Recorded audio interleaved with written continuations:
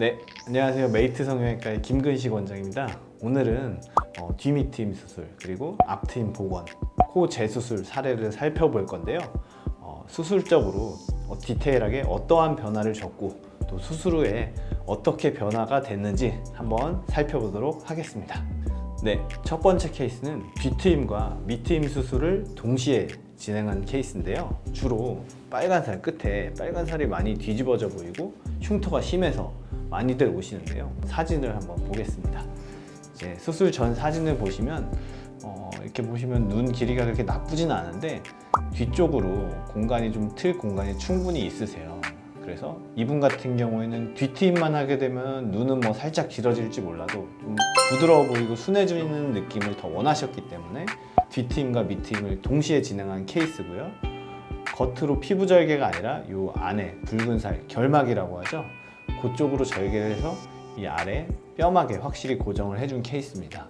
그래서 수술 후에 보시면은 이 끝부분이랑 이 아랫부분이 좀 부드럽게 좀 커진 것을 확인하실 수 있는데요. 이렇게 눈이 자연스럽게 커지는 방법을 제가 고안해서 이런 방법으로 수술을 진행해서 다음과 같은 결과를 얻었습니다. 네, 이제 두 번째 케이스는 앞트임 복원 케이스인데요. 이 사진을 보시면 이 수술 전 왼쪽 사진을 보시면 앞트임 후에 이렇게 빨간 살이 좀 많이 노출돼 보이죠.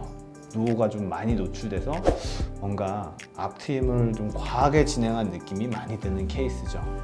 이분 같은 경우에는 이제 복원을 좀 부드러운 이미지, 또 너무 뾰족하지 않게 앞머리가 그렇게 원하시는 케이스였어요.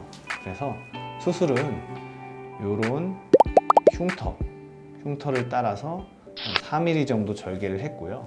그래서 수술 후에 뭐 너무 뾰족하지 않게 좀 부드럽게 붉은 살 노출이 좀 좋아진 것을 알 수 있고요. 인상도 좀 더 순해 보이고 좀 선한 이미지로 바뀌었다고 할까요? 그렇게 수술 후에 많이 좋아진 모습을 확인하실 수 있습니다.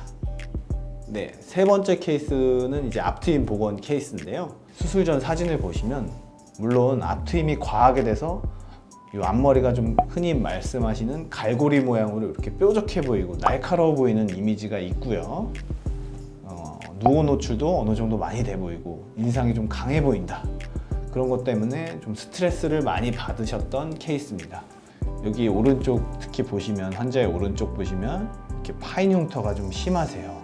파인 흉터가 심한데 이것도 좀 같이 제거를 해야지 인상이 좀 더 부드러워지고 수술의 결과가 좋다고 할 수 있죠.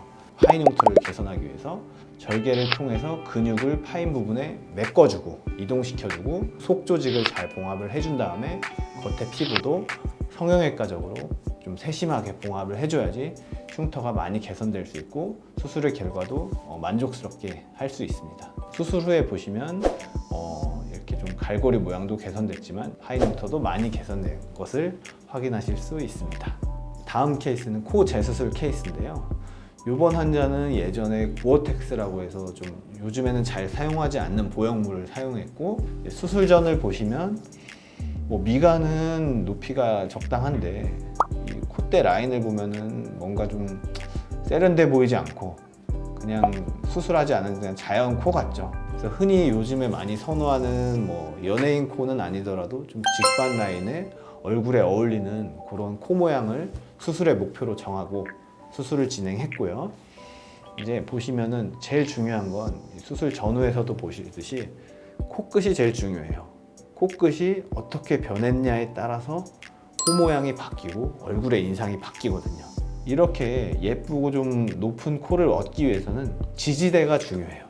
기둥이 튼튼해야 건물이 안 무너지듯이 코도 여기 코의 기둥 지지대를 충분하게 튼튼하게 세워줘야지 이게 코끝이 계속 잘 유지되고 충분히 높일 수 있거든요.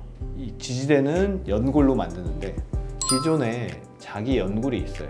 귀연골이든 비중격 연골이든 그걸 1차적으로 사용을 하고 그것만으로 힘이 부족할 경우에는 물론 자가늑연골도 사용할 수 있지만 보통 기증늑연골도 충분히 결과를 낼 수 있기 때문에 약간 보태주는 정도로 힘을 충분히 받을 수 있는 정도로 사용을 한 경우고요.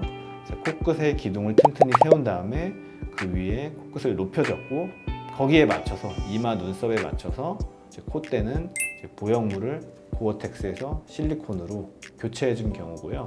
수술 후에 보시면은 약간 미간에 붓기는 좀 남아있지만 수술 전보다 라인이 좀 더 살아나고 미적으로도 많이 좋아진 것을 확인하실 수 있습니다. 지금까지 몇 가지 케이스를 잘 살펴봤는데요. 중요한 것은 자신의 그 상태, 재수술이나 첫 수술이나 자신의 얼굴이나 그 조직 피부 상태에 따라서 수술 방법이 좀 달라질 수 있고, 또 모양도 원하는 모양이나 미적으로 좋아지는 높이나 이런 것도 좀 달라질 수 있기 때문에 좀 전문가나 좀 경험이 풍부한 의사와 충분히 상담을 통해서 수술을 진행하는 것이 무엇보다 중요하겠습니다. 네, 지금까지 메이트 성형외과의 김근식 원장이었습니다.